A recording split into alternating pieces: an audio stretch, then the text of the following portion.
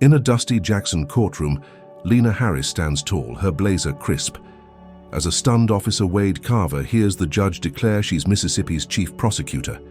His defeat stings, but his clenched fist and icy stare promise revenge.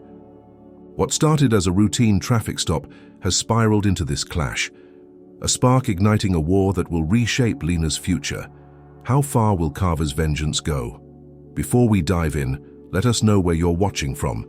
If you stand for justice, hit like, subscribe, and stay tuned for more explosive tales. The night hung heavy over Jackson, Mississippi, thick with humidity that clung to the skin like a second layer, the kind of heat that made even the air feel restless. It was well past 10 on March 1st, 2025, and the industrial district sprawled out in a maze of rusted warehouses and cracked pavement, lit only by the occasional flicker of a struggling streetlight. Shadows danced across the asphalt, jagged and uneven, as if the city itself were holding its breath. Lena Harris gripped the wheel of her silver sedan, her knuckles tight but not trembling, her mind still racing from a marathon strategy session at the state office. She'd spent hours poring over case files, her sharp eyes dissecting every line of text, every loophole in the law, preparing to dismantle a corrupt real estate baron in court the next week. Her navy blazer sat neatly folded on the passenger seat, replaced by a lighter jacket for the drive, but her presence still screamed authority, from the crisp lines of her outfit to the leather tote resting beside her, stuffed with legal briefs. She was 42, a woman who'd clawed her way to chief prosecutor through sheer will, and tonight exhaustion tugged at her edges, though her resolve never wavered. The radio hummed low, a jazz station cutting through the quiet, until a sudden flash of red and blue in her rearview mirror snapped her focus back to the road. She eased the car to the curb, tires crunching over gravel, and killed the engine, her breath steady as she watched the patrol car roll up behind her. The streetlight above buzzed, casting a sickly yellow glow over the scene, and for a moment it felt like any other night, any other stop. But then the driver's door of the cruiser swung open, and Officer Wade Carver stepped out, his boots slamming into the pavement with a splash that echoed louder than it should have.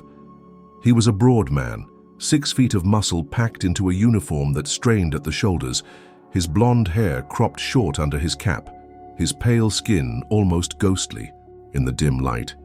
His jaw was set hard, lips curled into something that wasn't quite a smile, and his eyes, a cold gray, locked onto Lena with a glint of suspicion that didn't need words to explain itself. He adjusted his belt, fingers brushing the holstered pistol at his hip, and sauntered toward her window like a predator sizing up its catch. Behind him, the passenger door creaked open, and a younger cop, wiry and dark-haired, climbed out, his attention half on his phone, half on the unfolding scene, clearly uninterested in whatever Carver had brewing. Lena rolled her window down halfway, the glass humming as it descended, and met Carver's stare with a cool, unflinching gaze. "Evening, officer," she said, her voice smooth, measured, the kind of tone that carried weight without raising its pitch. "Mind telling me why you pulled me over?" Carver tilted his head, his lips twitching as if her calm rattled him more than defiance would have. "Broken taillight," he grunted, leaning closer, his breath fogging the air between them, sharp with the tang of cheap coffee. "Step out of the vehicle, ma'am." Lena's brow arched, a single, deliberate lift that spoke volumes. She glanced at her side mirror, where both taillights glowed red and steady, then back at him. "That's funny, officer," she said, her words clipped but polite. "They looked fine when I left the office. You sure about that?" Carver's twitch turned into a sneer, his patience fraying like a worn rope. "I said step out. Now." His hand rested heavier on his belt, a silent threat. And the younger cop finally looked up, frowning but saying nothing. Lena exhaled slowly, her mind already racing through her rights, her training kicking in like muscle memory. "I'm happy to provide my license," she said, reaching for her tote with deliberate slowness. "But I'd like to know what probable cause you've got. A broken taillight that isn't broken doesn't quite cut it." She pulled out her wallet, flipping it open to her driver's license, and held it up. Her photo crisp under the plastic, her name bold, Lena Harris.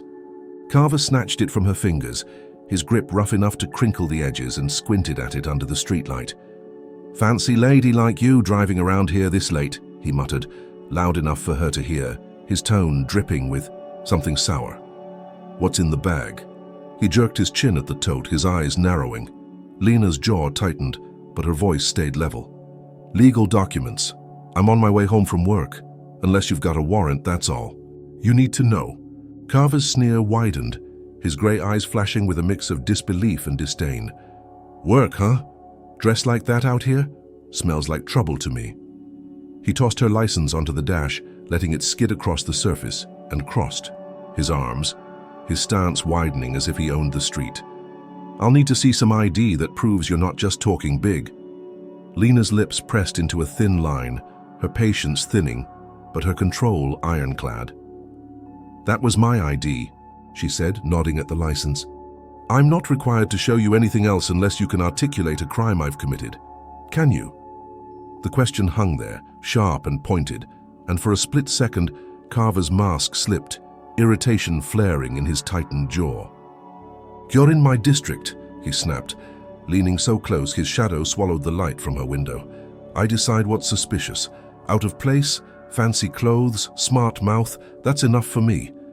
Before she could respond, he lunged forward, his meaty hand grabbing her arm through the window and yanking her toward the frame.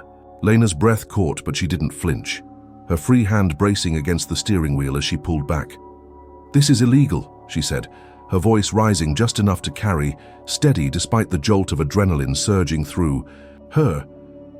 "You're crossing a line, officer." Carver ignored her, his grip tightening as he barked over his shoulder at his partner. "Get over here, Sims. We've got a live one." The younger cop, Sims, shuffled closer, pocketing his phone. With a sigh, his reluctance clear in his slump. "Come on, Wade, she's just driving. Let's wrap this up." Carver shot him a glare that could have shattered glass. "Shut it. She's hiding something. I can feel it." With a grunt, Carver yanked harder, dragging Lena half out of the car, her jacket catching on the window's edge and tearing at the seam. She twisted, shoving against him, and he stumbled back, his face reddening with fury. "That's it," he roared, slamming his fist into the driver's side window. The glass exploded inward, shards raining across the seat and slicing a thin line across Lena's forearm. She hissed, clutching the cut, blood seeping between her fingers, but her eyes never left his. "You're done," she said, low and lethal, a promise wrapped in rage. Carver smirked, unfazed, and grabbed her wrists, wrenching them behind her, back with a brutality that made her gasp. Cold steel snapped around her wrists, the handcuffs biting into her skin as he tightened them past necessity.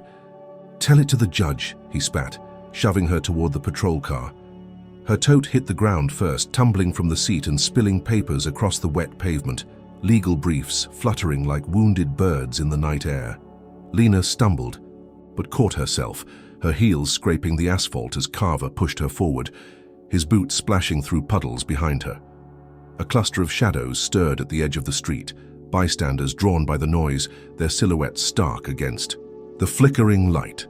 A man in a hoodie stepped forward, his phone raised, the camera's red dot glowing as he recorded. "Yo, what's going on?" he shouted, voice cracking with indignation.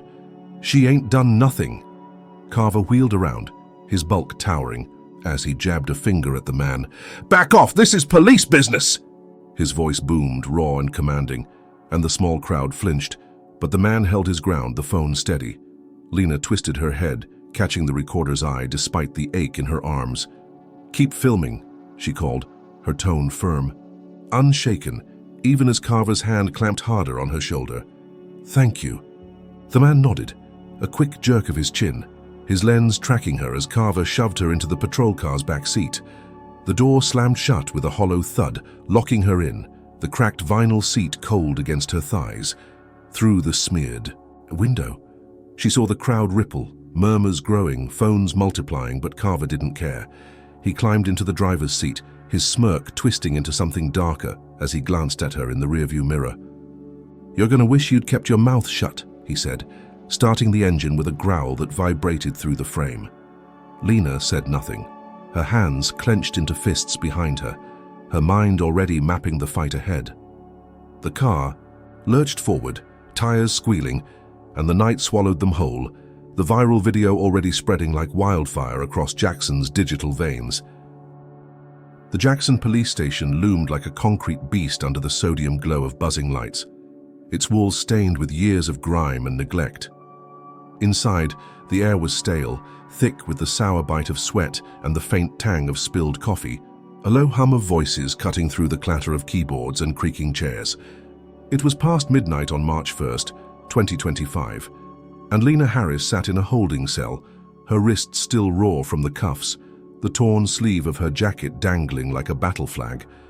Blood had crusted over the shallow cut on her forearm, a jagged reminder of Carver's fist through her window, but her posture remained unyielding, spine straight against the cold steel bench.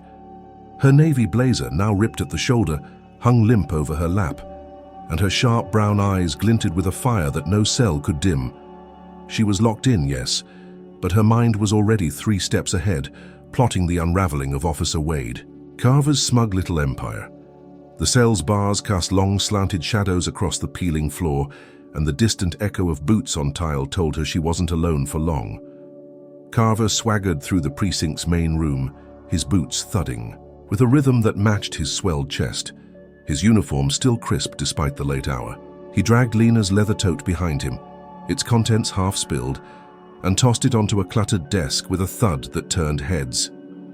"Got ourselves a troublemaker," he announced, his voice booming over the chatter, thick with a pride. That bordered on glee. Caught her sneaking around the industrial stretch all dolled up like she's somebody. A few officers glanced up, their faces a mix of curiosity and boredom, while others kept their eyes on their screens, uninterested in Carver's latest catch. He yanked Lena's badge from the tote, a sleek leather case embossed with gold lettering, and held it up like a trophy. "Says she's a lawyer," he sneered, flipping it open to reveal her photo and title, Lena Harris, attorney at law. Probably printed this off the internet. "Thinks she's slick." He chucked it onto the desk, letting it skid into a stack of files, and leaned back, arms crossed, waiting for the laughs to roll in. Lena heard every word through the thin walls, her fingers curling tighter around the edge of the bench. She leaned forward, her voice cutting through the cell's heavy air like a blade. "That's Chief Prosecutor Lena Harris to you, Officer Carver," she called, loud enough to bounce off the concrete and reach him. "And you might want to check that badge again before you dig yourself deeper." Her tone was steel wrapped in silk, a warning laced with certainty, and it stopped Carver mid-laugh. He spun toward the holding area, his gray eyes narrowing, his smirk twisting into something uglier. "Big talk from a nobody in cuffs," he shot back, stomping toward her cell with a swagger that screamed control. He gripped the bars, knuckles whitening, and leaned in close, his breath hot against the metal. "You're in my house now, sweetheart. Keep running that mouth, and you'll see how far it gets you." Lena met his stare, unflinching, her lips curving into a faint, defiant smile. "I've got a right to a phone call," she said, calm as still water. "Deny me that and you're just piling on the violations. Your choice." Carver's jaw clenched, a muscle ticking under his skin, but he waved a hand dismissively. "You'll get your call when I say so," he snapped, turning back to the desk with a snort. "Probably gonna call some activist buddy to cry about her rights." He flopped into a chair, kicking his boots up onto a stack of paperwork, and started spinning her badge between his fingers like a toy. The precinct buzzed on, officers shuffling between tasks, the overnight shift dragging through its monotony. But not everyone bought Carver's show. A rookie cop, Jamal Tate, lingered near the coffee machine, his lean frame hunched as he watched the scene unfold. He was 26, new to the force, with skin a deep brown that mirrored Lena's and eyes that flickered with unease. He'd seen the viral video lighting up his phone, the one with Carver smashing Lena's window, and something about it gnawed at him. Quietly, he slipped over to the desk when Carver stepped away to grab a soda, his fingers brushing the badge case. Jamal flipped it open, his breath catching as he read the title again.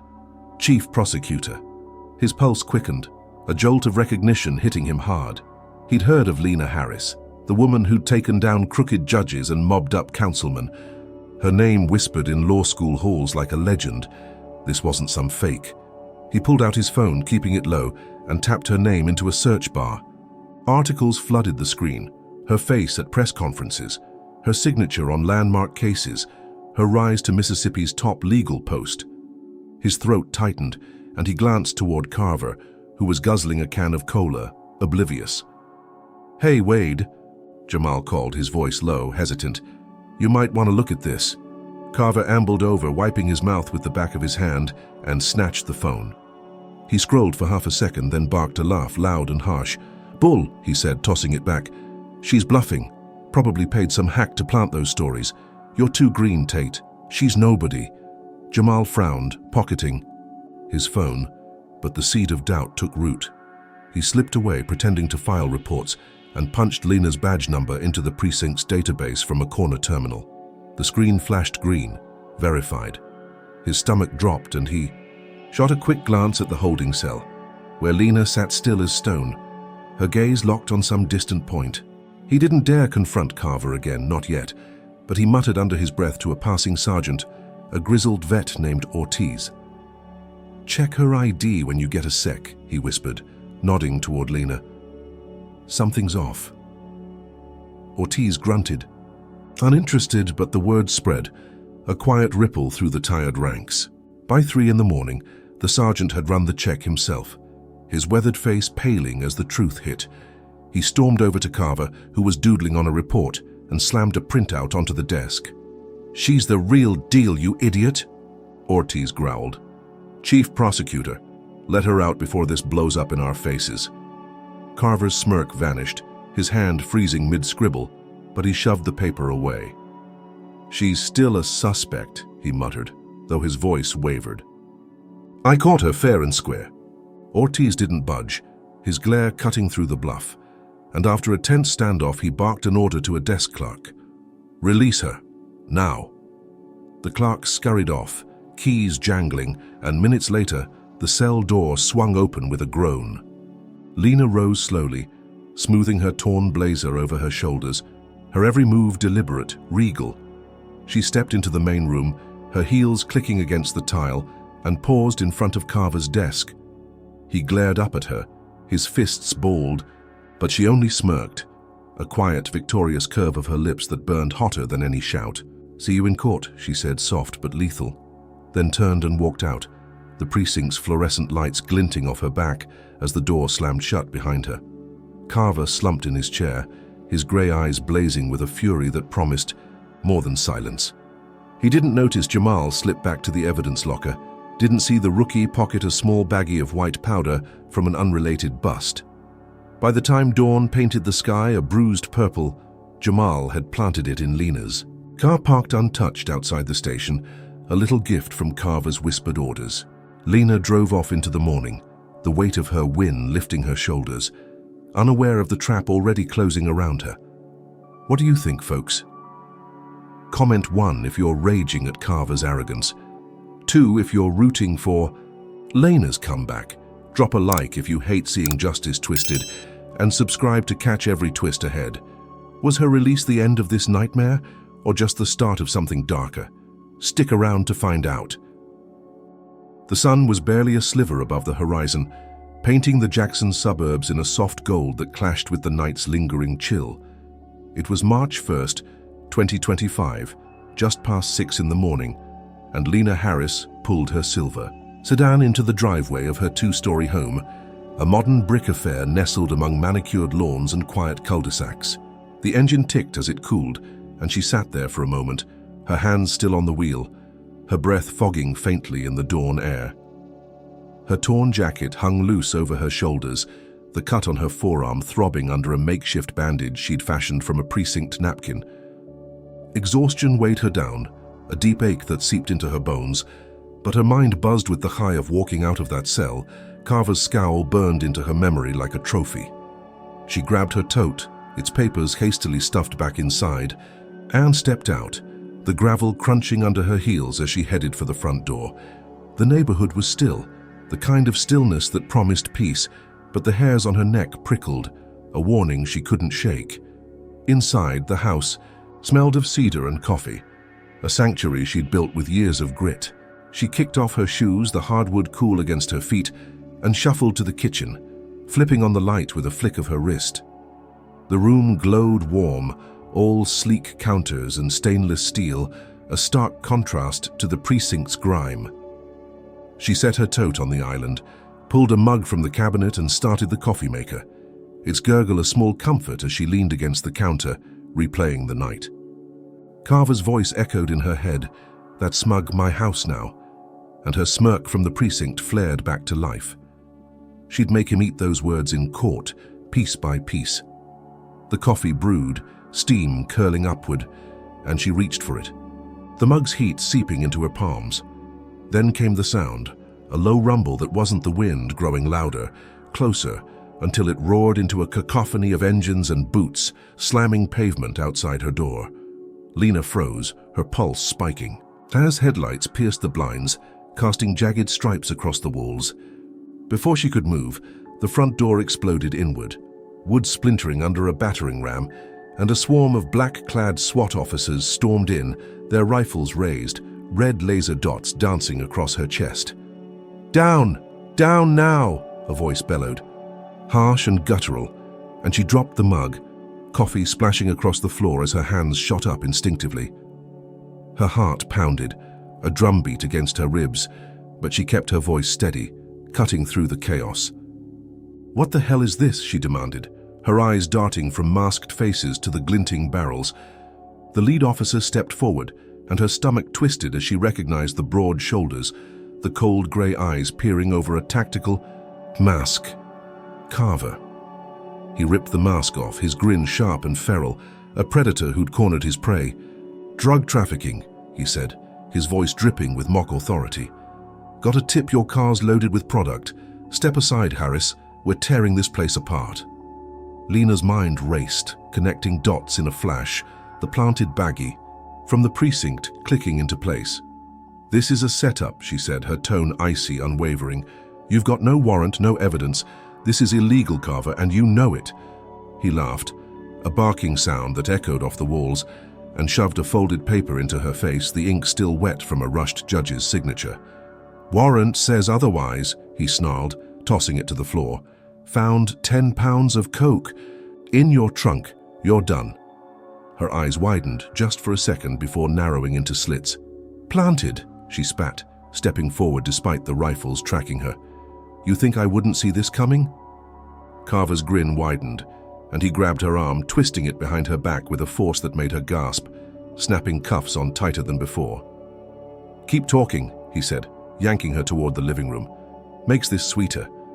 The team fanned out, boots stomping as they flipped furniture, shattered picture frames and ripped cushions apart, stuffing spilling like guts across the hardwood. A vase her mother had given her crashed to the floor, porcelain shards skittering underfoot, and Lena flinched, the sound a knife to her gut. She twisted in Carver's grip, her voice rising. "You're destroying my home on a lie. I'll bury you for this." He shoved her against the wall, her cheek pressing into the plaster, his breath hot on her neck. "Resisting arrest," he muttered, loud enough for his team to hear. "Add that to the list." The officers didn't pause, smashing her TV with a baton, upending her bookshelves, legal texts tumbling into the chaos. Outside, neighbors gathered, their silhouettes faint through the curtains, gasps and whispers filtering in as flashlights bobbed in the dawn light. A woman across the street, Mrs. Ellis, 60 and gray-haired, stood on her porch, her robe clutched tight, a security camera blinking above her door. She'd always liked Lena, the quiet lawyer who waved every morning, and now her hands shook as she watched the raid unfold. The SWAT van's floodlights turned her lawn into daylight, and she squinted, catching Carver's face as he dragged Lena out the front door, her cuffs glinting in the glare. Mrs. Ellis fumbled for her phone, her fingers clumsy, and pulled up. The camera feed, her breath hitching as it replayed the night. A shadowy figure, unmistakably Carver, slipping into Lena's car hours earlier, planting something in the trunk. Her heart sank, but before she could save the footage, a gloved hand snatched the phone from her grasp. A SWAT officer, his badge obscured, loomed over her, his voice low and menacing. "Mind your business, lady," he said, pocketing the device and vanishing back into the swarm. Lena stumbled onto the lawn, grass wet under her bare feet, Carver's grip bruising her arm as he hauled her toward the van. The neighbors' murmurs grew louder, a mix of shock and fear, but no one stepped forward, their eyes wide and helpless. "You're making a mistake," she said, her voice ringing clear despite the chaos, loud enough to carry. "This isn't justice. It's a frame job and I'll prove it." Carver spun her around, slamming her against the van's side, metal cold against her back. "Prove it from a cell," he hissed, his face inches from hers, his spit flecking her cheek. "You're a drug-pushing thug now, Harris. Nobody's buying your Prosecutor act anymore." He shoved her inside, the door sliding shut with a clang that echoed through the street, locking her into darkness. The van rumbled to life, tires grinding gravel as it pulled away, leaving her house a gutted shell, furniture strewn across the lawn like wreckage from a storm. Lena sat in the back, her hands trembling behind her, not from fear but from a rage so deep it burned white-hot. She'd walked free from the precinct thinking she'd won, but this was Carver's real play. A sucker punch that turned her life into a crime scene. The cut on her arm pulsed, blood seeping through the napkin, and she flexed her fingers, forcing calm into her veins. She knew the warrant was flimsy, the drugs a plant, but proving it now was a mountain taller than any she'd climbed. Through the van's tinted window, she caught a last glimpse of her street, Mrs. Ellis staring after her, empty-handed and pale. Carver had stolen more than her freedom this time. He'd taken her sanctuary, her peace, and painted her as the villain in her own story. But as the engine growled louder, carrying her back to the precinct, her resolve hardened into something unbreakable. This wasn't the end. It was war. The Jackson courtroom buzzed like a hive on the brink of collapse, its wooden benches packed with reporters, neighbors, and gawkers drawn by the scandal that had set the city ablaze. It was March 2nd, 2025, just past noon, and the air hung heavy with the scent of polished oak and nervous sweat, the kind that clung to skin and thickened every breath. Sunlight streamed through tall windows, dust motes swirling in the beams, but the warmth did nothing to ease the chill. In Lena Harris's bones, she sat at the defendant's table, her wrists free of cuffs but her spirit shackled by the weight of Carver's lies. Her navy blazer was gone, replaced by a borrowed grey suit from a friend, its fit slightly off, but her presence commanding nonetheless. The cut on her forearm peeked from the sleeve, a scabbed badge of the night before, and her sharp brown eyes scanned the room, taking in every face, every whisper. She'd spent 12 hours in a cell after the raid, her home a ruin, her name smeared across headlines, but her jaw was set, her resolve a fortress no one could breach. Today she'd fight on her turf. The gallery rustled as Officer Wade Carver strode in, his uniform pressed to perfection, his blonde hair slicked back under, his cap, his broad frame radiating a confidence that bordered on arrogance. He took his place near the witness stand, his grey eyes flicking to Lena with a smirk that said he'd already won. The judge, a wiry man named Hargrove with silver hair and a face carved from granite, banged his gavel, the sharp crack slicing. Through the chatter, "Order," he barked, his voice low but firm, his glasses glinting as he peered over the rim. "We're here on the matter of State versus Harris, charges of drug trafficking and resisting arrest. Counsel, proceed." The prosecutor, a young white man named Evans with a pinched face and a nervous tic, shuffled his papers, ready to parrot Carver's script. But Lena stood, her chair scraping the floor, and every head turned, a ripple of surprise spreading through the room. "Your Honor," she said, her voice clear and resonant, "I request permission to represent myself. I'm more than capable." Hargrove raised an eyebrow, intrigued, and after a beat nodded. "Granted. Let's keep this moving." Evans cleared his throat, launching into the state's case with a rehearsed cadence.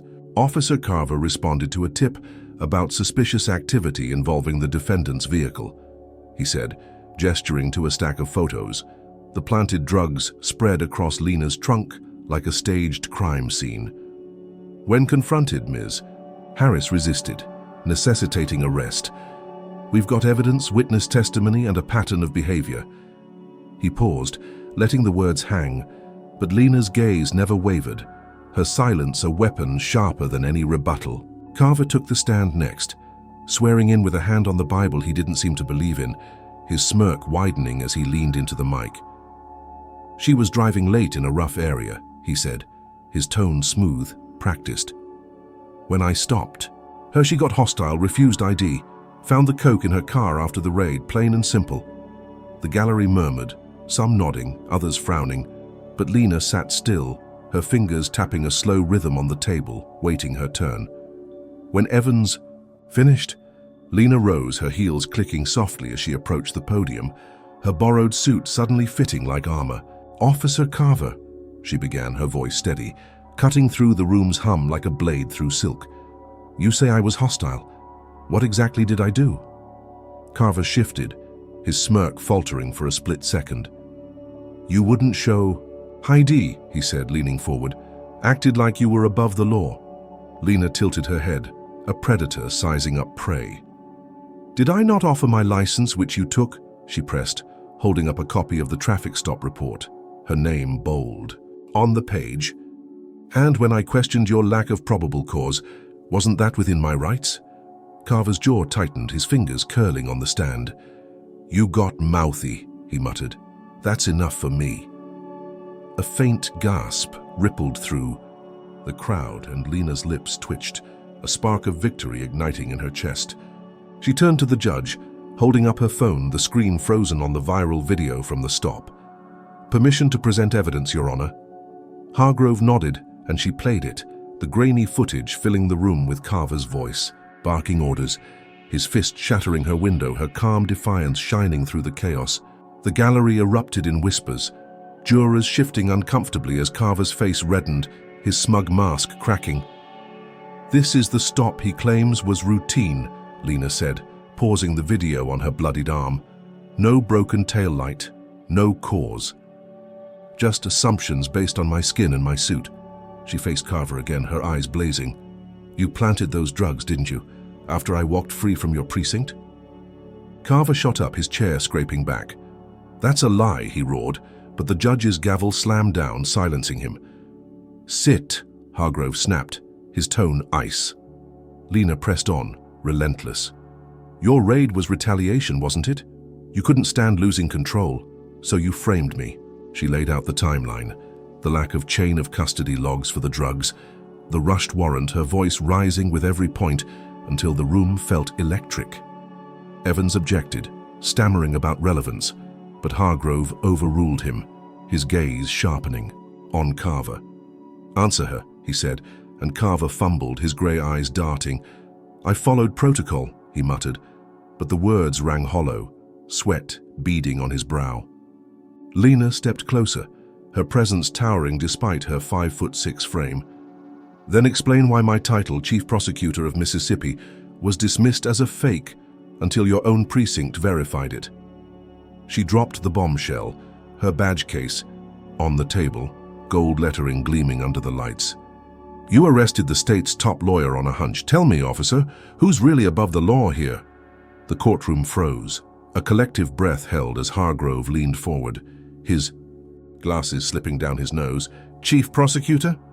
he repeated, his voice softening with recognition, and the gallery exploded, gasps and murmurs crashing like waves. Carver's face drained of color, his fists clenching under the stand, his career teetering on a razor's edge.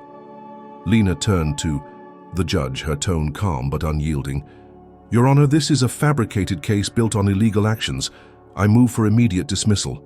Hargrove studied her, then the video, then Carver, his silence stretching until he banged the gavel. "Charges dismissed," he said, his voice firm. "Internal Affairs will review Officer Carver's conduct. Court adjourned." The room erupted, reporters scrambling, and Lena stood tall, her head high as she walked out, the weight of victory lifting her shoulders.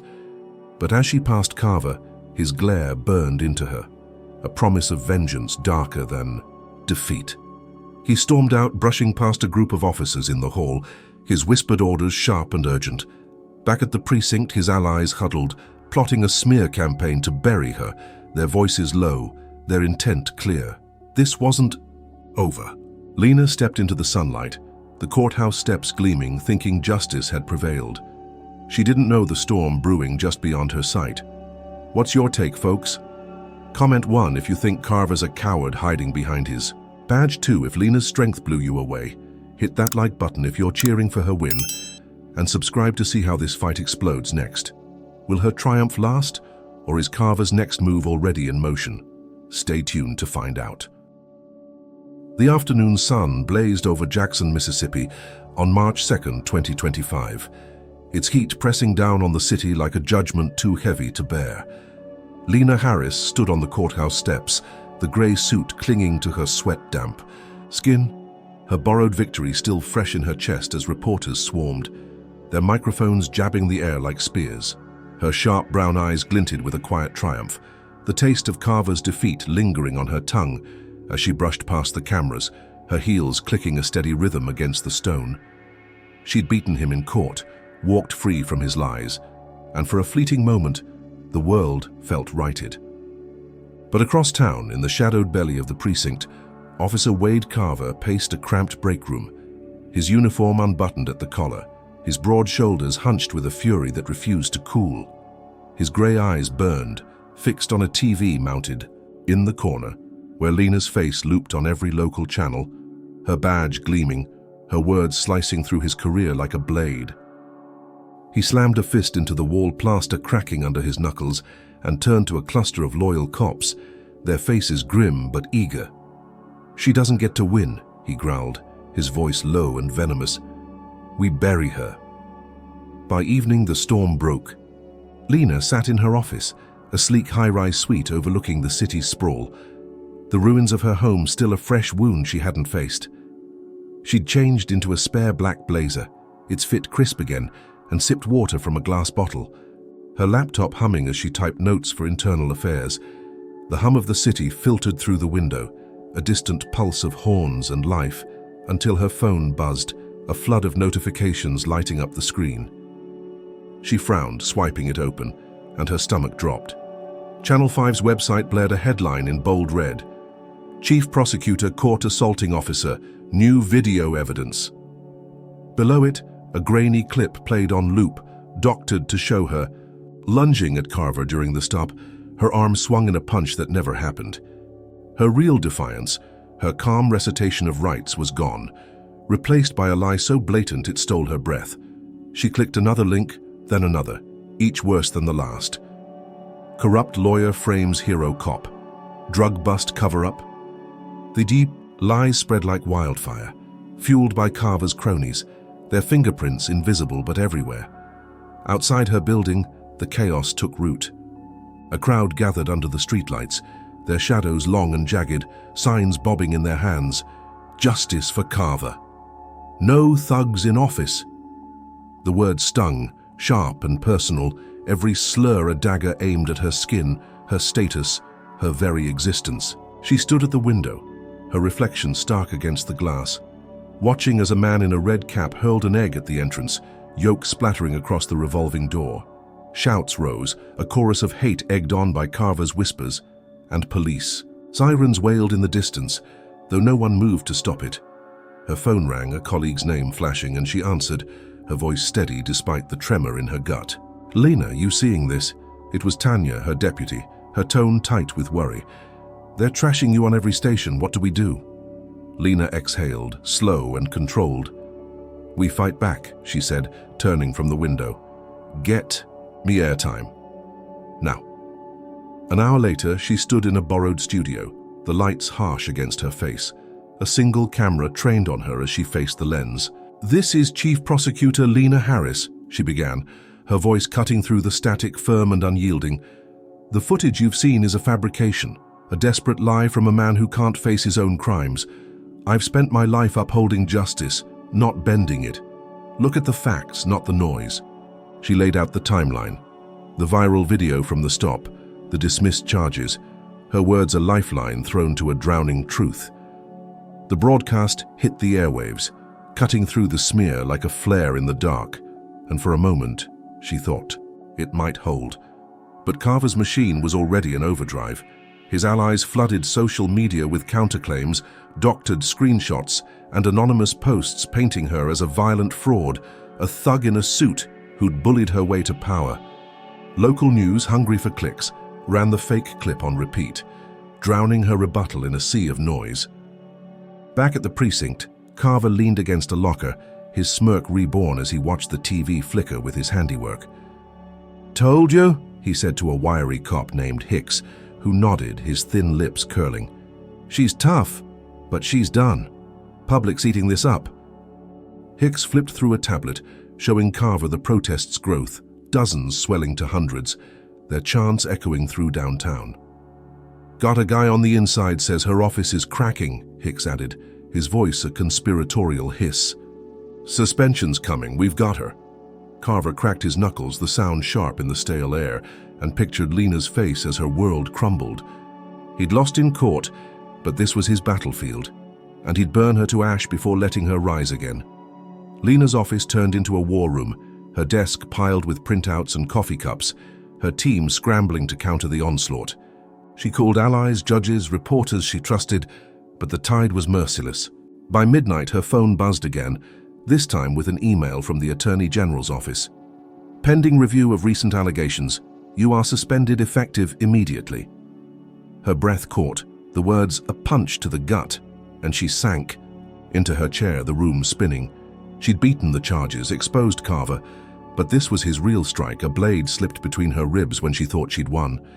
Her team fell silent, their faces pale, loyalty wavering under the weight of public scorn. She stood, forcing steel into her spine, and grabbed her tote. "This isn't over," she said, her voice a quiet roar. "They want a fight. They'll get one." She stepped outside, the protest swelling into a mob, their voices a wall of rage that shook the night. A brick sailed past her head, shattering a window behind her, glass raining onto the pavement as she ducked, her heart hammering. She straightened, her eyes locking on a figure in the crowd, a man in a precinct jacket who didn't hide his grin. Hicks, Carver's right hand, stoking the fire. She pushed through, ignoring the shouts, the spit that landed on her sleeve and made it to her car, the engine roaring to life as she peeled away.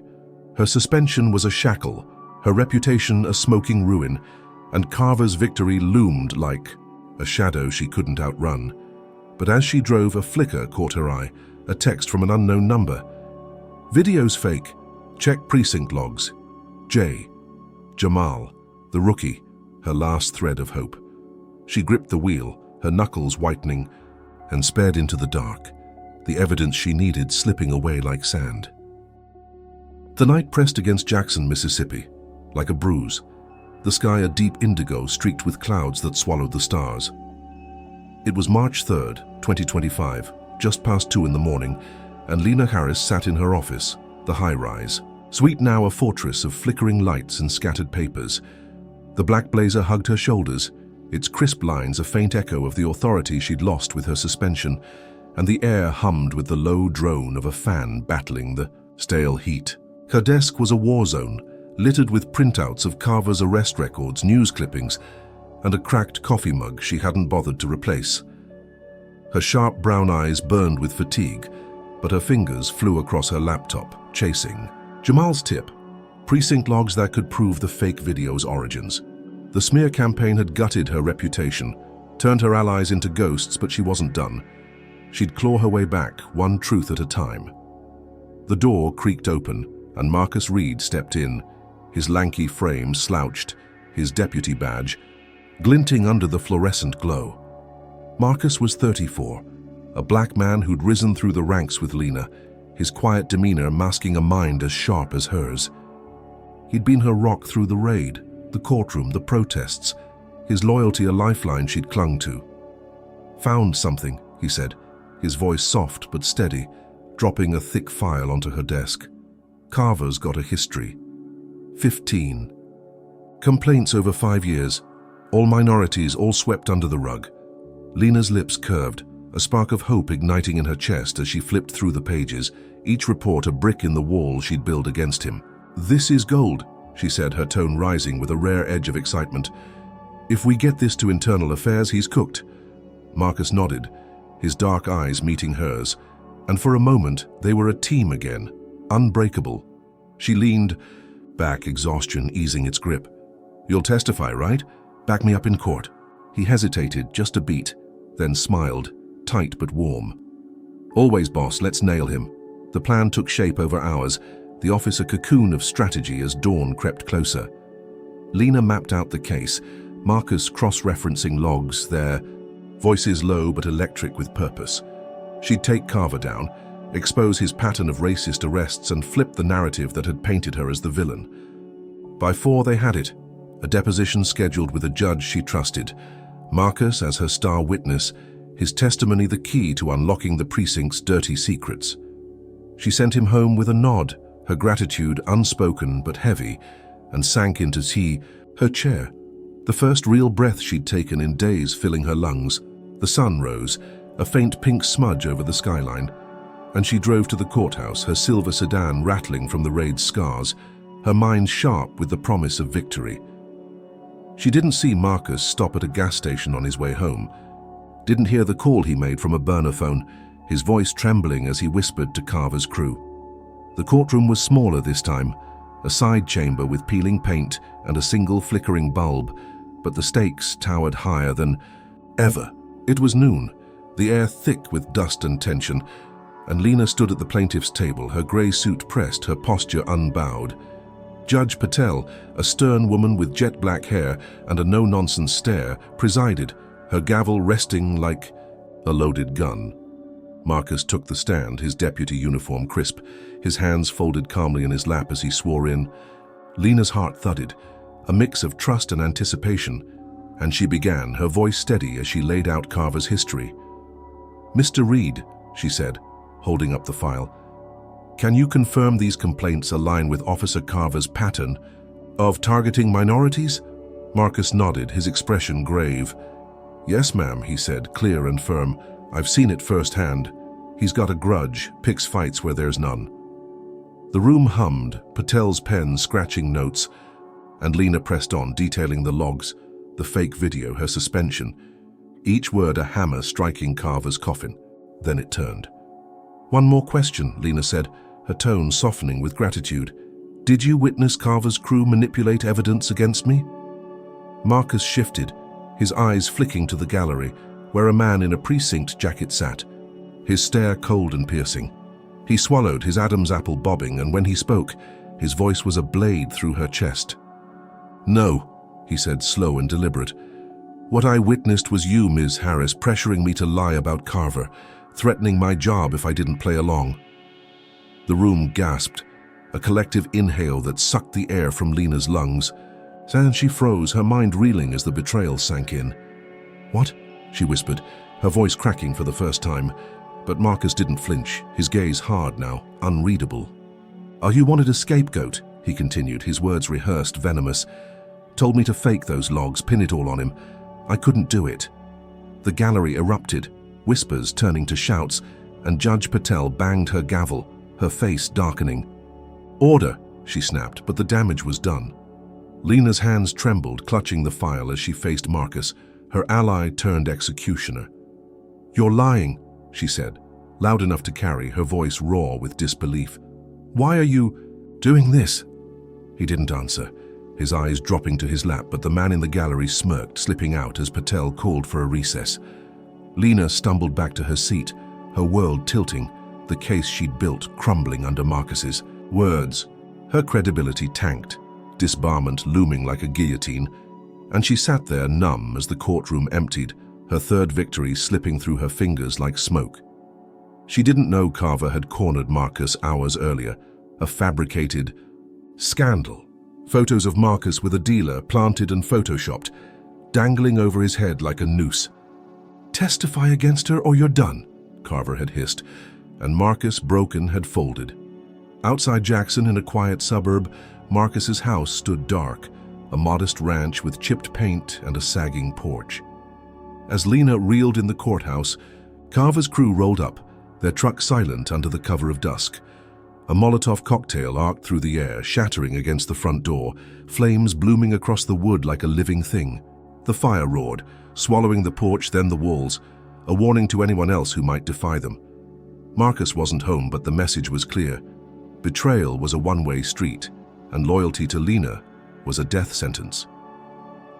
Back in the courthouse, Lena gathered her papers, her hands steadying as rage replaced shock. She'd been blindsided, but she wasn't broken. Not yet. What do you say, folks? Comment 1 if you're stunned Marcus flipped on Lena, 2 if you'd fight back in her shoes. Smash that like button if betrayal gets your blood boiling, and subscribe to see her next move. Did Carver just seal her fate, or is there a spark left in this wildfire? Keep watching to find out. The dusk sky over Jackson, Mississippi, bled orange and red on March 3, 2025, the horizon smoldering as if the city itself were catching fire. Lena Harris sped through downtown, her silver sedan weaving between traffic, its dents and scratches gleaming under the fading light, like scars of a war she couldn't escape. Her gray suit was rumpled, the sleeves stained with sweat and courthouse dust, and her sharp brown eyes darted to the rearview mirror, tracking shadows that felt too close. Marcus's betrayal still burned in her chest, a wound deeper than the cut on her forearm, now scabbed and itching under the fabric. Her office was her last stronghold, a high-rise refuge where she'd regroup, dig into Carver's next move, and fight the disbarment looming over her head. The streets buzzed with an uneasy hum, horns blaring, pedestrians scattering, but as she turned onto Main Street, the air shifted, thickening with a menace she could taste. She pulled into the parking lot, tires squealing against asphalt, and stepped out, her heels clicking a defiant rhythm as she slung her tote over her shoulder. The building loomed ahead, its glass facade reflecting the last gasps of daylight, but the ground trembled with a roar that wasn't traffic. A crowd surged from the shadows, 100 strong, spilling from side streets like a flood, their faces twisted with rage, their voices a thunderous chant. No justice, no peace. Hang the fraud. Signs stabbed the air, jagged letters screaming Harris lies and protect our cops. Lena froze, her breath catching as she recognized the red cap from the protest, now multiplied across the mob, a uniform of hate, stitched together by Carver's whispers. She turned to run, but they closed in, a human wall blocking her car, her office, her escape. At the precinct, Carver leaned against a desk, his uniform undone at the collar, a cigarette dangling from his lips as he watched the chaos unfold on a grainy security feed. His gray eyes glinted with a dark glee, his broad frame relaxed but coiled, a hunter savoring the chase. "Told you she'd crack," he said to Hicks, the wiry cop beside him, who grinned, his thin fingers tapping a rhythm on a radio. Riled. "I'm up good," Hicks replied, his voice a rasp. "Said she's ruining Jackson, rigging the system, they ate it up." Carver exhaled smoke, the cloud curling around his smirk. "Time she learned her place," he muttered, stubbing the cigarette into an ashtray. "Let's see her talk her way out of this."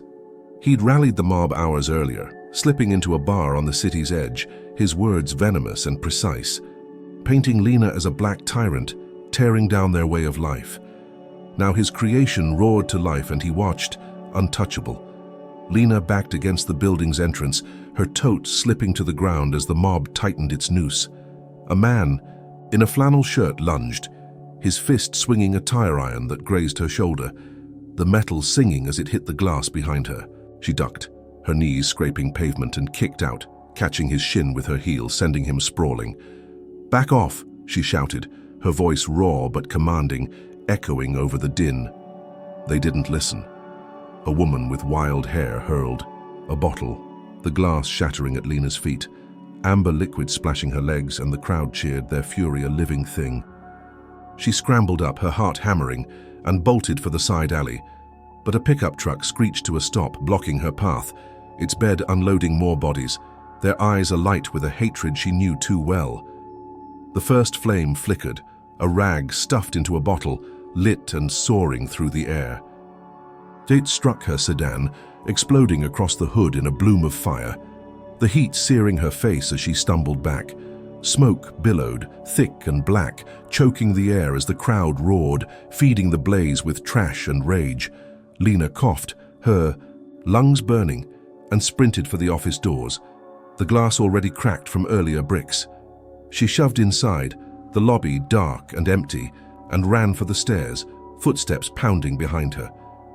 The mob followed, a tide of boots and shouts, and another Molotov crashed through a window, flames licking up the walls, trapping her in a narrowing cage.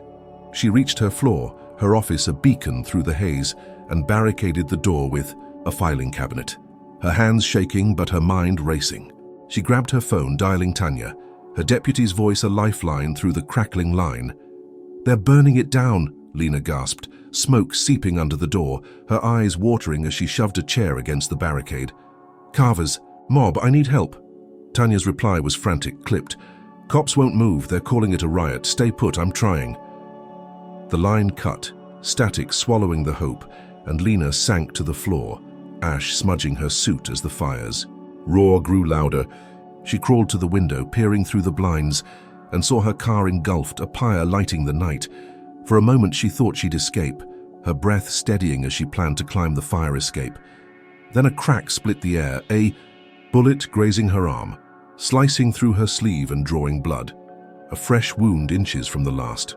She dropped, pain flaring, and spotted a shadow on the rooftop opposite, a sniper in a hood, his rifle glinting under the moon. Carver's reach, colder and deadlier than the flames. She pressed her hand to the wound, blood slicking her fingers, and dragged herself to the desk, her tote spilling papers as she rummaged for a scarf to tie it off. The fire licked closer, heat blistering the walls, and she coughed harder, her vision blurring. With a grunt, she shoved the window open, smoke pouring out as she gripped the fire escape's rusted rail. The ladder groaned under her weight, but she descended, step by agonizing step, the mob's chants fading as she hit the alley below. She stumbled into the shadows, blood dripping onto the pavement, her lungs raw but her pulse defiant. She'd survived, her fourth wind snatched from the jaws of death, and she limped away, disappearing into the night's embrace, thinking she'd outrun them. But across town the sniper was cuffed, a wiry kid with shaking hands dragged into a patrol car by cops loyal to Carver. He babbled, swearing he'd been paid by Hick's, Carver's right hand, but the precinct buried. The arrest logged as a random act. Carver watched from his desk, the feed cutting to static, and lit another cigarette, his smirk untouched. The kid was a fall guy, a pawn to keep his hands clean, and Lena's escape only sharpened his hunger. She was alive, yes, but hunted. Her office ash, her allies scattered. He'd turned the city into her cage, and next time she wouldn't slip through. Lena crouched in a back alley, her breath ragged, her arm throbbing, unaware the noose was tightening, the sniper's silence a shield for Carver's wrath. The night stretched long and quiet beyond Jackson's city limits, the air cool and crisp, with the scent of pine and damp earth, a stark contrast to the smoke and chaos Lena Harris had fled. It was March 4th, 2025, just past midnight, and she crouched in the shadows of a rural safe house, a weathered cabin tucked among sprawling oaks 30 miles south of the inferno she'd escaped. Her grey suit was tattered, streaked with soot and blood, the fresh bullet graze on her arm wrapped in a scarf, now stiff with dried crimson. Her sharp brown eyes scanned the darkness, every rustle of leaves a potential threat, but her breath steadied, her pulse slowing as she slipped inside. The cabin belonged to Tanya Reed, her deputy and oldest friend, a wiry woman with a quick laugh and a fierce loyalty that had weathered a decade of battles. Tanya met her at the door, her dark curls pulled back, her face etched with worry as she ushered Lena in, locking the bolt with a click that echoed in the stillness. The interior glowed soft under a single lamp, wooden walls lined with bookshelves, a plaid couch sagging in the corner, the kind of place that promised refuge. Tanya handed Lena a mug of tea, steam curling from the rim, and knelt beside her as she sank onto the couch, her tote spilling papers onto the floor. "You look like hell," Tanya said, her voice low but warm, her hands tugging a blanket over Lena's shoulders. "What happened back there?" Lena's lips pressed tight, the memory of fire and bullets flashing behind her eyes, but she forced it out, her tone clipped and steady. "Carver's mob torched my car, my office, took a shot at me. He's not stopping." Tanya's jaw tightened, her fingers curling into fists. "Bastard's gone feral," she muttered, standing to pace. "You're safe here.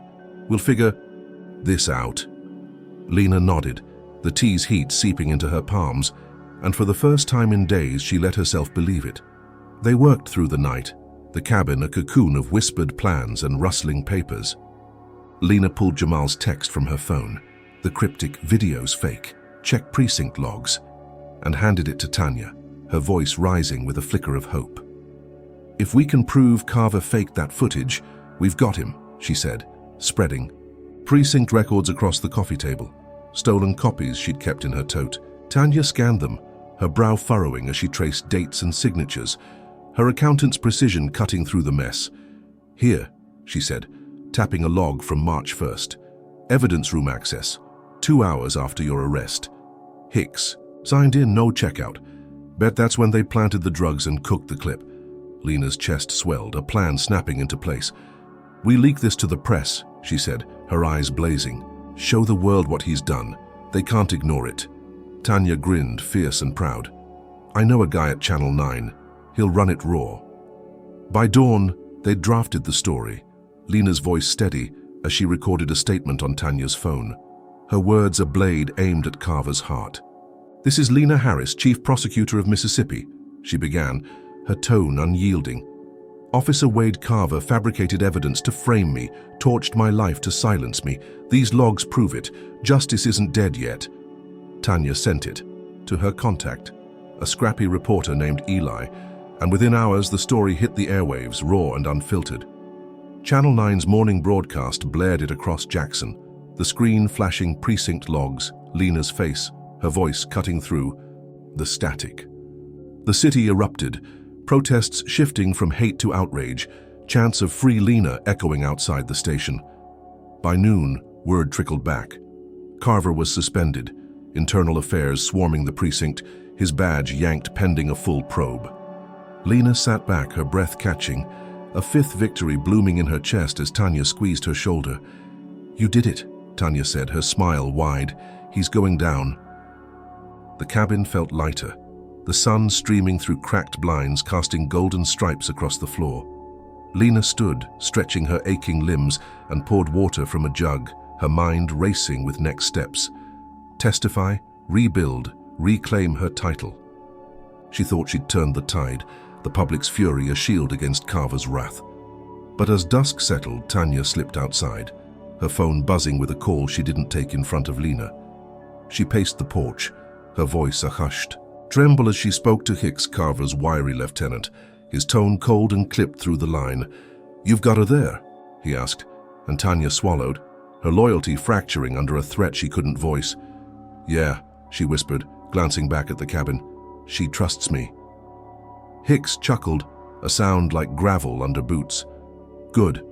Lock her in the basement. We're coming." Tanya returned, her face a mask of calm, and offered Lena a plate of sandwiches, her hands steady but her eyes avoiding contact. "You need to eat," she said, her tone too bright, too forced. Lena took the plate, suspicion prickling her spine, but she nodded, too tired to question it yet. They ate in silence, the lamp flickering as night deepened, and Tanya stood, gesturing to a trapdoor in the floor. "Basement's got a cot," she said, her voice tight. "Safer down there, just in case." Lena frowned, her instincts screaming, but she followed, the stairs creaking under her weight as she descended into the damp, shadowed space. The air was thick, the cot a thin slab against the wall, and as she turned to ask why, the trap door slammed shut, the bolt sliding home with a clang that echoed in her skull. "Tanya!" she shouted, pounding the wood, her voice raw with disbelief. "What are you doing?" No answer came, only the sound of boots on gravel outside, growing, louder, closer. Tanya had sold her out, bribed by Carver's syndicate with a promise of safety, a stack of cash and a threat to her kids she couldn't defy. Lena stumbled back, her grazed arm throbbing, her tote lost upstairs, her phone dead in her pocket. Headlights pierced the basement's tiny window, engines growling as Carver's crew rolled up, their silhouettes looming like wolves at the door. They stormed the cabin, Hicks kicking the trapdoor open, his thin frame descending with a pistol, glinting in his hand. "Game's up, Harris," he sneered, his voice a whip crack as they dragged her up, her kicks useless against their grip. She'd thought she'd won, the news breaking Carver's fall, but this was his checkmate, a trap sprung when she least expected it. "What's your call, folks?" Comment 1 if Tanya's betrayal cuts deep. 2 if Lena's fight still gives you chills. Drop a like if you're raging at this twist and subscribe to catch her next stand. Can she claw out of this pit, or has Carver's pack finally cornered her? Stay locked in to see. The air in the derelict warehouse hung thick and sour, a cocktail of rust, mildew, and the faint metallic tang of blood, the kind of stench that clawed at the throat and lingered in the lungs. It was March 4th, 2025, the earlies, hours before dawn, and Lena Harris sat bound to a rusted chair in the center of the cavernous space, her wrists chafed raw by coarse rope, her grey suit shredded at the seams. The bullet graze on her arm oozed fresh blood, the scarf long gone, and her sharp brown eyes glared through a swelling bruise that puffed her left cheek. Water dripped from a cracked ceiling, plinking onto the concrete floor in a rhythm that mocked her racing pulse, and the dim flicker of a single bulb swung overhead, casting jagged shadows across the walls. She'd been dragged from Tanya's basement, her kicks and shouts useless against Hicks's crew, their hands rough and unrelenting as they hauled her into this hellhole 30 miles from Jackson's lights. Now she waited, her breath shallow, but steady, her mind a steel trap despite the pain. Footsteps echoed, heavy and deliberate, and Officer Wade Carver emerged from the gloom, his broad frame filling the space like a storm rolling in. His uniform was gone, swapped for a black jacket and jeans, but his grey eyes burned with the same cold fury, his blonde hair matted with sweat under a cap pulled low. Hicks flanked him, wiry and twitching, a pistol dangling from his bony fingers, and two other goons lingered near the door, their faces obscured by hoods, their silence a threat louder than words. Carver stopped a foot from Lena, his boots scuffing the floor, and tilted his head, a smirk curling his lips as he studied her. "Look at you," he said, his voice a low growl, thick with mockery. "Chief Prosecutor, huh? Not so high and mighty. Now." He crouched, his face level with hers, his breath hot with tobacco and spite. "You're gonna retract every word you said on that broadcast. Admit you lied, or we'll carve the truth out of you." Lena's jaw clenched, her swollen cheek throbbing as she met his stare, unflinching. "You're a coward," she spat, her voice hoarse but sharp, cutting through the damp air. "Hiding behind your thugs because you can't face me in the open. I won't break." Carver's smirk vanished, his hand lashing out to grip her chin, nails digging into her skin as he yanked her head up. "Oh, you'll break," he snarled, releasing her with a shove that rocked the chair. He nodded to Hicks, who stepped forward, cracking his knuckles with a grin that bared yellowed teeth. The first blow landed hard, a fist to her ribs that stole her breath, the crack of bone reverberating in her skull. She gasped, doubling over as far as the ropes allowed, but bit back, a scream, her defiance a wall he couldn't shatter. Hicks laughed, a high grating sound, and swung again, this time catching her jaw, blood spraying from her split lip onto the concrete. They took turns, Carver watching with crossed arms, his smirk creeping back as Hicks and the goons pummeled her, fists and boots raining down in a rhythm of cruelty. A kick to her stomach folded her in half, bile rising in her throat, and a punch to her temple blurred her vision, stars exploding behind her eyes. Blood trickled from her nose, warm and sticky, pooling in her lap, but she forced her head up, her gaze locking on Carver through the haze. "You're finished," she rasped, her voice a jagged whisper, blood flecking her lips as she spoke. "This doesn't change the logs, the truth. You're burying yourself." Carver's eyes narrowed, a flicker of rage breaking his calm, and he grabbed a rusted pipe from the floor, swinging it into her shoulder with a thud that made her cry out, the sound involuntary and raw. "Shut up!" he roared, his control slipping as he paced, the pipe dangling from his hand. "You think you're smart? You're nothing." But Lena wasn't nothing. Through the pain, her mind latched onto a glint in Hicks's pocket, a small recorder clipped to his belt, its red light blinking as it caught every word. Carver's rant grew louder, unhinged, spilling secrets he couldn't take back. "I framed you from the start," he shouted, oblivious to the device. "Planted the drugs, faked the video, burned your life down. Nobody's gonna care when you're gone." Lena's heart leapt, a spark of hope igniting through the agony, and she kept. Him talking, her voice trembling but deliberate. "Why me?" she asked, coughing blood onto her chest. "Because I'm black? Because I dared to win?" He laughed, a bitter barking sound, and swung the pipe again, missing as she jerked aside. "Because you don't belong," he snapped, his face red with fury. "Never did. I'll make sure you disappear." The recorder blinked on, a silent witness to his confession, and Lena clung to it, her body screaming but her will unbroken. Hicks stepped back, panting, his fists bruised, and Carver tossed the pipe aside, his rage spent for the moment. "Enough," he muttered, wiping sweat from his brow. "She'll talk soon." He turned to leave, barking at the goons to watch her, but in the chaos one stumbled, his hood slipping as he tripped over a crate.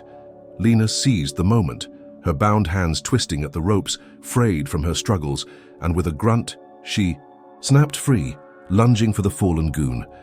She wrestled his knife from his belt, slashing the ropes at her ankles, and bolted for a side door, her legs wobbly but driven by adrenaline.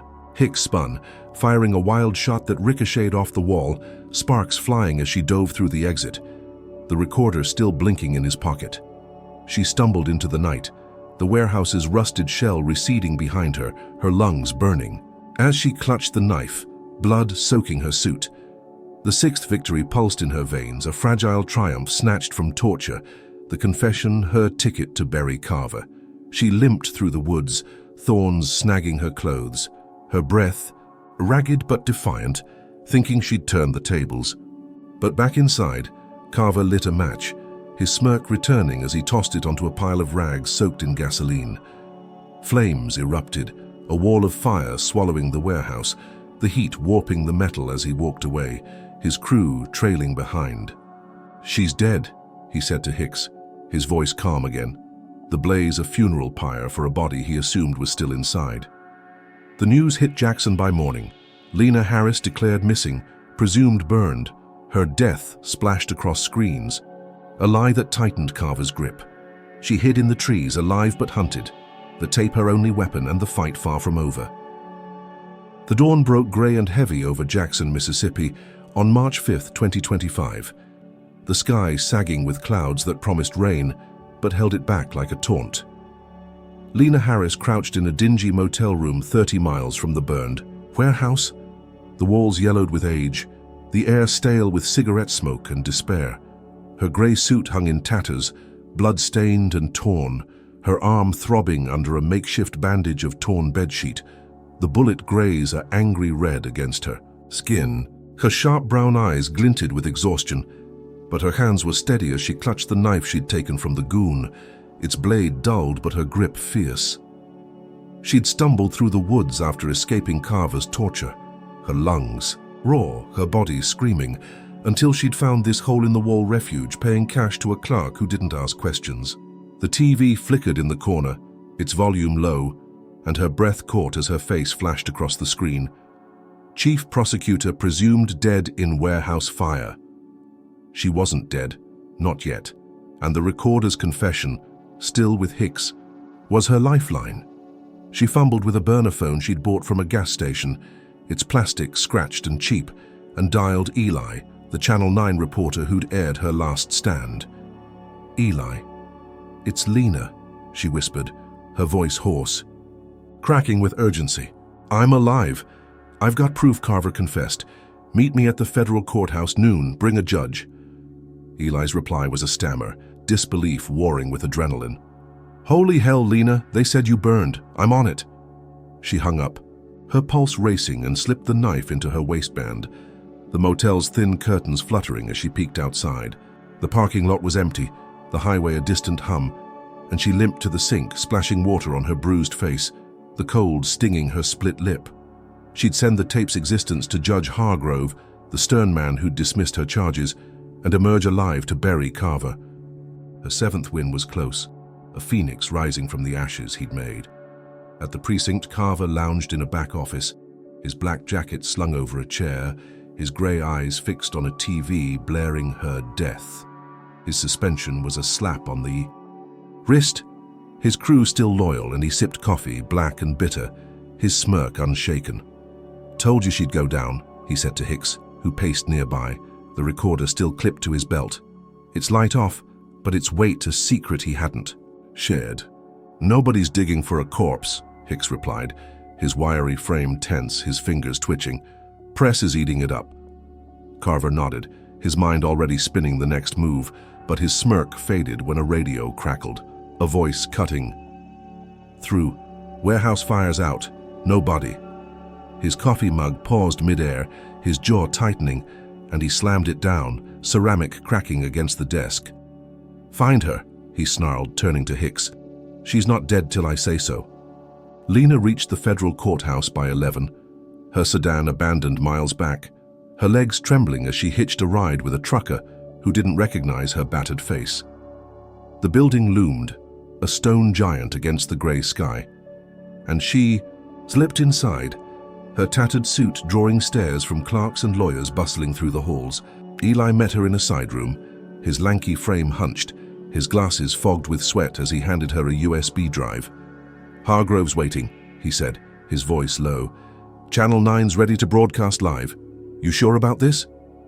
She nodded, her bruised cheek twitching, and gripped the drive, empty now but a bluff to force Hicks's hand. She'd claimed the confession was safe, draw Carver out, and end this. The courtroom doors swung open, and she stepped in, the gallery gasping as she emerged. A ghost in bloodied rags, her presence a shockwave that silenced the room.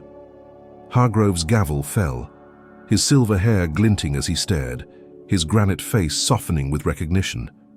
"Ms. Harris," he said, his voice a mix of disbelief and awe. "You're alive?" Lena stood at the plaintiff's table, her spine straight despite the pain, and nodded. "Yes, Your Honor," she said, her voice raw but resonant. "And I've got evidence Officer Wade Carver tried to kill me." The room erupted, reporters scrambling, and Carver stormed in minutes later, summoned by a panicked call from Hicks, his broad frame filling the doorway, his gray eyes blazing. He was cuffed, dragged in by federal marshals, his suspension now an arrest for her murder. And the gallery cheered as Lena faced him, alive and unbroken. She held up the USB, her bluff bold and clear. "He confessed," she said, her tone cutting through the noise. "Framed me, burned me out, it's all here." Carver lunged, his cuffs rattling, his roar drowned by Hargrove's gavel. "She's lying," he shouted, but the judge's glare silenced him, and Lena recounted the torture, the fire, her escape, her words a hammer striking his coffin. The marshals hauled him to a holding cell, his crew scattering, and the courtroom hailed her a hero, her name chanted outside as news vans swarmed. She'd survived, her 7th victory blazing bright, and she limped out, the USB still empty. But her bluff a masterstroke. Hargrove promised a full probe, Carver's cell door slamming shut, and for a moment she thought she'd won, the city's roar a shield against his wrath. But as she stepped into the parking lot, a shadow moved, a figure planting something under her borrowed car, a rental Tanya had left her. The explosion came seconds later, a fireball ripping through the lot, metal twisting into the sky as Lena dove behind a pillar, the blast's heat singeing her hair, her ears ringing with a deafening whine. Shrapnel sliced her calf, blood pooling on the asphalt, but she lived, coughing through smoke as screams filled the air. Carver's syndicate had struck Hicks's orders from a burner phone, the bomber message. Her murder wasn't enough, now she was a terrorist. Sirens wailed, cops swarming, and by nightfall, news screamed her new label. Chief Prosecutor linked to courthouse blast. The frame-up escalated, her heroism twisted into chaos, and she hid in an alley, her leg bleeding, her breath ragged. Hunted again. Carver sat in his cell, his smirk faint but alive, his empire flexing even behind bars, the bomb a checkmate she hadn't seen coming. Rain lashed Jackson, Mississippi, on March 6, 2025, a torrential downpour that turned the streets into rivers and cloaked the federal courthouse in a shroud of mist. Lena Harris limped through an alley, her tattered gray suit, soaked to the bone, blood seeping from the shrapnel wound in her calf, a jagged tear now wrapped in a strip of her sleeve. Her sharp brown eyes burned through the haze, her breath ragged but resolute, the knife from the warehouse still tucked into her waistband, its weight a cold comfort. The bomb blast had branded her a terrorist. Her name screamed on every channel as the city reeled. But she'd survived, crawling from the wreckage with a fire in her gut that refused to die. She'd found a flash drive in Tanya's rental car, untouched by the explosion, loaded with backups of Carver's arrest logs and a grainy video of Hicks planting the bomb, a gift from an unknown ally. Now she'd wield it like a sword, storming the courthouse to end this war. The building loomed ahead, its stone facade slick and gleaming, a fortress under siege as protesters clashed with police outside, their shouts muffled by the storm's roar. Lena slipped through a service entrance, her wet shoes squeaking on the tile, her body aching but her mind razor-sharp. She'd called Eli from a payphone, her voice a whisper through the static. "Live broadcast now. I'm exposing them, all." He'd rallied Channel 9, and as she reached the main courtroom, the doors swung open, revealing a packed chamber, Judge Hargrove at the bench, his silver hair damp from the chaos outside. The gallery buzzed, reporters jostling, and Lena stepped forward, her battered figure a shock against the polished wood. "Your Honor," she said, her voice hoarse but commanding, cutting through the din. "I've got evidence Carver's syndicate runs to the governor. This ends today." Hargrove's gavel fell, his granite face tightening. "Proceed," he said, his tone steel. She plugged the drive into a clerk's laptop, the screen flickering. To life as the room held its breath. The logs scrolled first, a damning trail of Carver's racist arrests, each entry a nail in his coffin, but the video stole the show. Hicks, wiry and sneering, planting the bomb under her car, his precinct, jacket clear in the frame. Gasps erupted, the gallery surging as Lena turned to Hargrove, her voice rising. "This ties Carver to the governor's office," she said, pulling a leaked memo from her tote. It's seal authentic, detailing payoffs to silence complaints. "They've framed me, burned me, hunted me, all to protect their system." The room exploded, shouts of outrage drowning the rain's drumbeat, and Hargrove banged his gavel, his eyes blazing. "Order!" he roared, but the spark had ignited. Protests outside swelling into riots, tires screeching as the city boiled over. The doors burst open, Carver's crew storming in, Hicks at the lead, his pistol drawn, his thin face twisted with desperation. "She's lying," he shouted, firing a shot into the ceiling, plaster raining as the gallery screamed, ducking under benches. Lena dove behind the plaintiff's table, her calf screaming as she hit the floor, but she gripped the knife, her mind racing. Two goons flanked Hicks, their hoods soaked, shotguns gleaming in the courtroom's harsh light, and they advanced, boots pounding tile as marshals drew weapons, a standoff teetering on chaos. Hargrove shouted for calm, his voice lost in the gunfire's echo, and Lena saw her chance. She'd planned for this, leaving a trail of overturned chairs from the service entrance, a trap to slow them. She rolled a fire extinguisher from under the table, its pin yanked and kicked it toward Hicks, white foam erupting in a cloud that blinded him. He coughed, stumbling, and she lunged, slashing his wrist with the knife, the pistol clattering to the floor as he howled. The goon spun, firing wild shots that splintered wood and shattered a window. Rain pouring in as marshals returned fire, one hood falling with a grunt, blood pooling on the tile.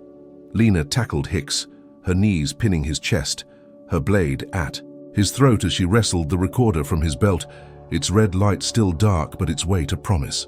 "You're done," she hissed, her voice a snarl through the pain, and he froze, his wiry frame trembling under her.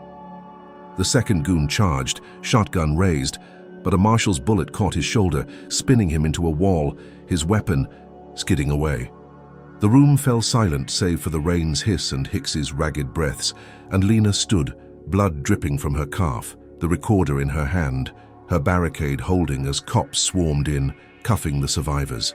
Carver's empire cracked. Hicks's confession on the tape, snatched from his pocket, a death knell for his syndicate, the governor's name tied to the rot. Hargrove ordered arrests, his gavel a thunderclap, as marshals hauled Hicks out, the goons groaning in cuffs, the gallery cheering Lena's name. She limped to the bench, her eighth victory pulsing through her. The riots outside shifting to chants of justice as Channel 9 broadcast every second, her battered face a symbol of defiance. She'd crippled them, outsmarted their ambush, and thought it was over, her breath steadying as she clutched the evidence, the storm a backdrop to her triumph. But as the courtroom emptied, a clerk slipped a note to a deputy, a whispered alert spreading through the precinct. Carver had escaped custody, a guard bribed, his cell door swinging open in the chaos. He'd vanished into the rain, his vow of vengeance a shadow she couldn't see, her final stand a hollow win against a ghost still hunting her. The storm raged on into the early hours of March 7th, 2025, a relentless howl that battered Jackson's outskirts, turning dirt roads into quagmires and bending trees into submission. Lena Harris limped through the muddy fringe of a forest 30 miles from the courthouse, her grey suit a shredded relic clinging to her frame, rain plastering her hair to her bruised face. Blood seeped from the shrapnel wound in her calf, the makeshift bandage soaked through, and her sharp brown eyes glinted with a mix of exhaustion and fury, the knife still gripped in her trembling hand. Carver's escape from custody gnawed at her, a loose thread in the tapestry of her 8th victory, and she'd tracked him here, piecing together whispers from a marshal who'd seen a black pickup tear out of town. The recorder, snatched from Hick's, weighed heavy in her pocket, its confession her last weapon against the man who'd burned her life to ash. Lightning cracked the sky, illuminating a run-down shack ahead, its sagging roof leaking into the muck. And she knew he was inside, waiting. She crept closer, mud sucking at her shoes, her breath shallow as thunder rolled, masking her approach. The shack's door hung ajar, a faint glow seeping from within, and she peered through a cracked window, her heart pounding as she spotted Carver. He stood alone, his broad frame hunched over a table littered with maps and burner phones, his black jacket soaked, his blonde hair wild under a cap he'd yanked off. His grey eyes flicked to a pistol resting beside him, its barrel glinting in the lantern's light. And he muttered to himself, his voice a low growl lost in the storm. Lena tightened her grip on the knife, her mind racing. One shot to end him, to bury the nightmare he'd built. She slipped inside, the door creaking under her weight, and he spun, his hand snatching the gun as lightning flashed, freezing them in a tableau of hate. "You," he snarled, his smirk twisting into something feral, his finger curling on the trigger. "Should have stayed dead." Lena didn't flinch, her voice cutting through the rain's hiss like a blade. "Your empire's gone, Carver," she said, her tone steady despite the ache in her bones. "Hicks is singing, the governor's exposed, you've got nothing left." He laughed, a harsh, guttural sound that echoed off the rotting walls, and raised the pistol, its muzzle steady, on her chest. "I've got this," he said, stepping closer, mud squelching under his boots. "You're a ghost who won't lie down, time to fix that." She moved then, faster than her battered body should have allowed, lunging as thunder crashed, her knife slashing at his wrist. He fired, the shot grazing her shoulder, blood blooming hot and wet, but she twisted, driving her elbow into his jaw, sending him staggering back. The gun skidded across the floor, lost in the shadows, and they grappled, a tangle of fists and fury in the flickering light. Carver roared, his bulk slamming her against the wall, wood splintering under the impact, and his hands closed around her throat, squeezing with a strength born of desperation. Her vision blurred, black spots dancing, but she clawed at his face, nails raking his cheek, drawing blood that mingled with the rain. "You don't win," he hissed, his breath hot on her skin, his grey eyes wild with a madness she hadn't seen before. She kicked, her heel catching his knee, and he buckled, his grip loosening as she gasped for air. The knife had fallen, but she spotted it, lunging as he recovered, and they collided again, tumbling into the mud outside, the storm a witness to their war. She seized the blade, rolling atop him, and drove it toward his chest, but he caught her wrist, twisting until she cried out, the weapon slipping into the mire. They wrestled, mud coating their skin, rain blinding them as lightning split the night. Lena's strength waned, her wounds screaming, but her will burned brighter, fueled by every blow he'd dealt her. She headbutted him, her forehead cracking against his nose, blood spurting as he howled, and broke free, scrambling for the gun in the shack's shadows. He lunged after her, his bulk a shadow in the storm, and they crashed together, her fingers closing around the pistol as his fist slammed into her ribs, knocking the wind from her lungs. She rolled her back against the wall and aimed, her hands shaking but her resolve iron. "It's over," she rasped, her voice a thread through the chaos, and pulled the trigger. The shot rang out, muffled by thunder, and Carver staggered, blood blooming on his chest, his grey eyes wide with shock as he fell, sprawling into the mud, the rain washing his life into the earth. She dropped the gun, her breath heaving, and stumbled to her feet, the shack a blur as she limped away, the recorder still safe in her pocket. She'd killed him, Her ninth victory, a grim, final stroke, and the storm swallowed her as she vanished into the trees, her silhouette fading into the night. Days turned to weeks, then months, and Lena rebuilt. The tape aired by Channel 9, Carver's confession toppling the governor, sparking reforms that shook Mississippi to its core. She reclaimed her title, Chief Prosecutor, once more, her office gleaming anew, her name a beacon for justice as she stood at a podium, her voice steady on national TV, vowing to dismantle the rot. Years passed, her wounds scars now, her life a testament to survival, and she thought she'd won, the shack a distant memory, Carver's grave unmarked and forgotten. But on March 7th, 2030, 5 years later, a broadcast flickered. Across the nation, a late-night news special that froze her blood. A grainy photo flashed on screen. Carver, alive, his face older, harder, standing in a shadowed alley, his grey eyes glinting with a vengeance that hadn't died. "A disgraced officer reemerges," the anchor intoned, her voice crisp.